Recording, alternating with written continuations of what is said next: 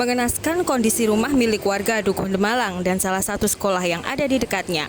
Gara-gara balon udara yang bermuatan mercon ukuran jumbo, rumah Bapak Lahuri, Desa Sumoroto, Kecamatan Kauman, rusak di beberapa bagian. Diketahui sebelumnya, Jumat 6 Agustus 2021 lalu, balon udara yang membawa muatan mercon itu diperkirakan robek di udara, sehingga tidak mampu terbang tinggi, kemudian turun di depan rumah Lahuri dan meledak. Beruntung, Lahuri dan anggota keluarga tidak ada di rumah karena sedang berada di sawah. Pintu, jendela, serta atap teras rumah rusak dan pecah karena ledakan.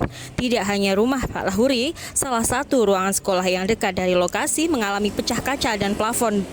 Dua tersangka berhasil diamankan Polsek Sumoroto dan Polres Ponorogo. Tim Inafis terpantau sedang melakukan olah TKP kejadian tersebut. Hal ini diriliskan kepada awak media oleh Kapolres Ponorogo, AKBP Muhammad Nur Aziz SH SIK MSI di halaman Mapolres Ponorogo, Senin 9 Agustus 2021. Berikut kita simak penyampaian Kapolres Ponorogo, para tersangka dan barang bukti yang berhasil diamankan. Kejadian di Sumoroto, ada balon udara disertai dengan petasan yang meledak di rumah saudara Lahuri di Dukuh Demalang, Sumoroto, Kecamatan Kauman. Dengan adanya kejadian tersebut yang terjadi tanggal 6 Agustus hari Jumat pagi jam 7 WIB tersebut, TKP tersebut kita laksanakan datang TKP, dan setelah itu kita laksanakan pengembangan. Setelah kita laksanakan olah TKP dan lainnya, kita carikan informasi di situ. Setelah TKP-nya kita selesaikan atau kita amankan, setelah itu kegiatan kita laksanakan penyidikan.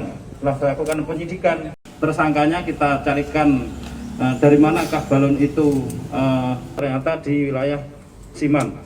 Nah, setelah di wilayah Siman kita cek dengan anggota, dengan lainnya berdasarkan saksi-saksi yang ada, kita lakukan penangkapan atau kita lakukan tersangka yang ada di situ dan sudah mengakui jumlah sekitar 12 orang. Nah, setelah 12 orang kita amankan dan laksanakan interogasi hari Minggu pagi atau hari Sabtu malam dan Minggu pagi kita laksanakan interogasi kepada seluruh tersangka atau yang kita amankan, jumlahnya 12. Setelah itu 12 tersebut ternyata ada satu yang masih di bawah umur, makanya kita 11, yang 2 kita tangani di Sumoroto, tapi yang Sumoroto juga satu di bawah umur tadi disampaikan, dan kita amankan jumlahnya sekarang 12 orang. Kita juga amankan di rumah tersangka, ternyata juga masih ada beberapa bahan yang masih belum dibuat, yang sudah kita amankan semuanya, dan dari tersangka tersebut semuanya sudah mengakui. Dengan adanya ini kita sangkakan pasal 1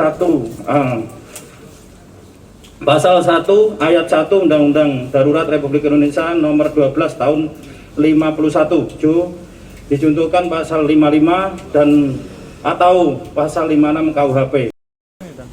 Total kerugian korban sekitar 40 jutaan yang di TKP. Ditanggung siapa? Saudara Lahuri tadi. Ditanggung sinten niku? Ya, informasi kemarin sudah kita interogasi juga, akan ditanggung oleh seluruh tersangka yang ada di sini. Itu ada kebutuhan konten nggak dan untuk penerbangan balon? Sementara tidak ada. Yang kebutuhan konten dan lainnya tidak. Ya,